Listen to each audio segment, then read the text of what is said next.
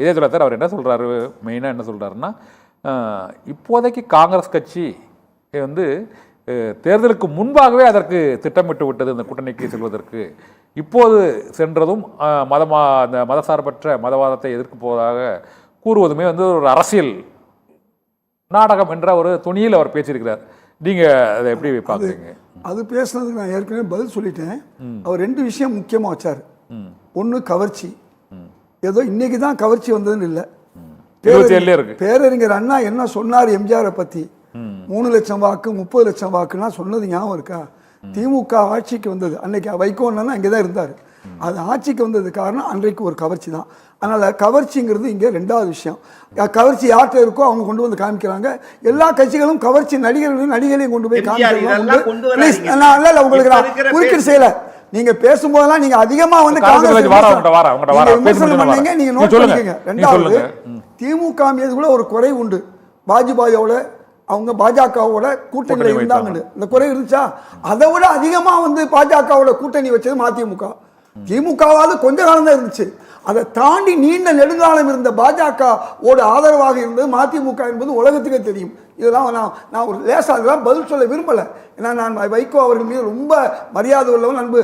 அதனால இதெல்லாம் நான் லேசாக தொட்டுட்டு போனேன். உள்ளுக்குள்ள போனேன்னா அந்த பக்கத்தில் போல என்ன சார் அவர் நீண்ட. அதனால இந்த 2 விஷயத்தை ஒரு பக்கம் விட்டுருங்க.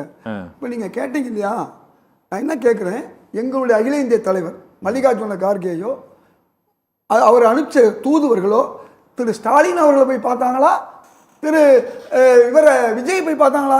கூட்டணிக்காக வேண்டி ஒரு நாளும் ஒருவரும் பார்க்கல. தனிப்பட்ட முறையில் பேசுவது வேறு. அகில இந்திய தலைமை என்பது 5 பேர் போய் அறிவாலயத்தில் போய் காத்து கிடந்தாங்களா, வேற எங்கே போனாங்களா?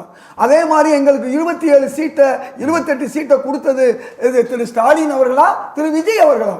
அதனால இன்னைக்கு எதையும் பேசலாம்.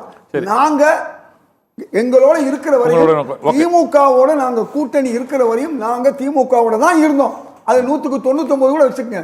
எல்லா கட்சியிலும் பிசிறுகள் உண்டு, எல்லா கட்சிகளும் உசுருக்காக போராடியவர்கள் உண்டு. நான் அது ஒரு சொல்லல. ஏன் இந்தி போராட்டத்தில் வந்து சவால்கள் தாவேகா எதிர்கொள்ளக்கூடிய முக்கியமான சவால் என்ன நினைக்கிறீங்க? இப்போ அது வாங்க, இப்போ நான் உங்களுக்கு ஏற்கனவே சொல்லியிருக்கேன். முதல்ல இந்த பெரும்பான்மை நிரூபிக்க ஒரு விஷயம் சொல்லிடுறேன்.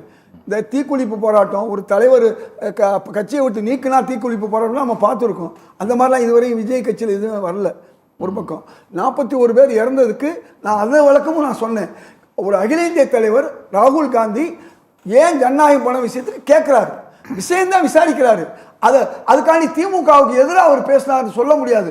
ஏன்னா நம்ம 2 பேரும் யாருமே இல்லை, அவங்க 2 பேரும் பேசும்போது. அதனால இதெல்லாம் தேவையில்லாமல் ராகுல் காந்தியை பற்றி பேசக்கூடிய விஷயம். ராகுல் காந்தி எப்படிப்பட்டவர் திரு ஸ்டாலின் அவர்களுக்கு தெரியும். இப்போ நீங்க கேட்கிற விஷயம் நான் ஏற்கனவே சொன்னேன். முக்கியமான சவால்கள் என்னென்ன, அவர்கள் கொடுத்த வாக்குறுதிகளை நிறைவேற்ற முதல் சவால் வந்து இன்னைக்கு பிஜேபி சவால், பிஜேபியுடைய ஆளுநருடைய சவால். நாளைக்கு காலையில் நடக்கவிருந்த அந்த பதவியேற்பு விழாவை நடத்த விடல. என்ன நடக்கும்? அதாவது நீங்க 2 வாய்ப்பு இருக்கு, அவங்களுக்கு பல வாய்ப்பு இருக்கு. பெரும்பான்மையா இருந்தா கூப்பிடலாம், இல்லைன்னா அவங்க டைம் கொடுத்து கூப்பிடலாம். அது ஆளுநரோட விருப்புரிமை கூட போகலாம். ஏற்கனவே பல ஆளுநர்கள் கூட்டுப்பட்டிருக்காங்க. என்ன நீங்க பட்னாவிஸ்க்கு ஒரு நீதி, திரு விஜய்க்கு ஒரு நீதியா கேட்க மாட்டாங்களா? நாலு சரிதானா?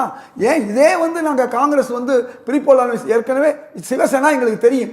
ஆனா ஏன் ஒரு சூழ்நிலை பாஜக வரக்கூடாதுன்னு சிவசேனாவோட கூட்டணி வச்ச முடியா? மோசமானவன் மிக மோசமானவன் இருக்கு. அரசியல்வாதி பத்தி சொல்லுவாங்க, என்ன சொல்லுவாங்க? அதாவது அது மாதிரி நான் எதுக்கு சொல்ல வரேன்னு சொன்னா, நீங்க எவ்வளவுதான் நீங்க காங்கிரஸ அண்ணா திமுக கூட்டணியில் இருக்கும் போதும் கேவலமா பேசினாங்க. நீங்க பல ஊடகங்கள் நீங்க பார்த்துருக்கலாம். ஏன்னா ஊருக்கு கிடைத்தவர்கள் வந்து பிள்ளையார் தொழிலாளி சொல்லுவாங்க இல்லையா, அந்த மாதிரி கேவலப்படுத்தல உண்டு.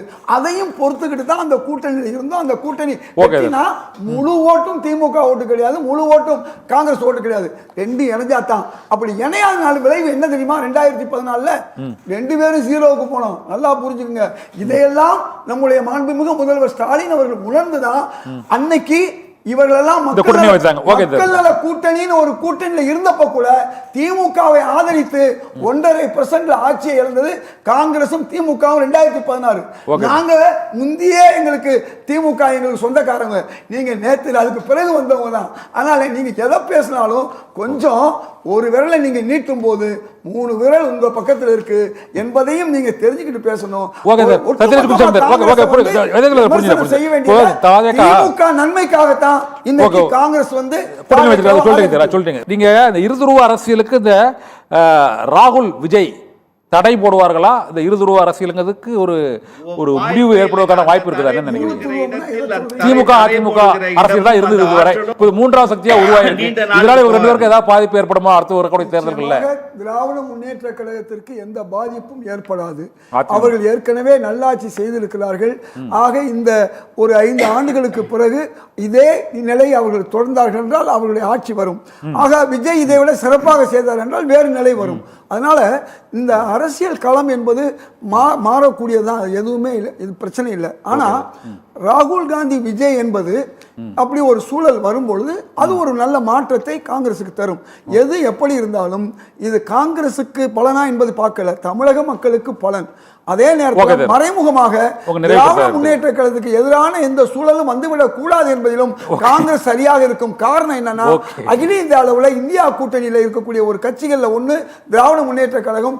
பாஜகவையும் RSSஐயும் எதிர்க்கக்கூடியது திராவிட முன்னேற்ற கழகம். அதனால எங்களை பொறுத்தவரை அந்த அளவுக்கு திமுகவுக்கு விஜய் அவர்களால் பாதிப்பு ஏற்படாமல் பார்த்துக் கொள்வோம்.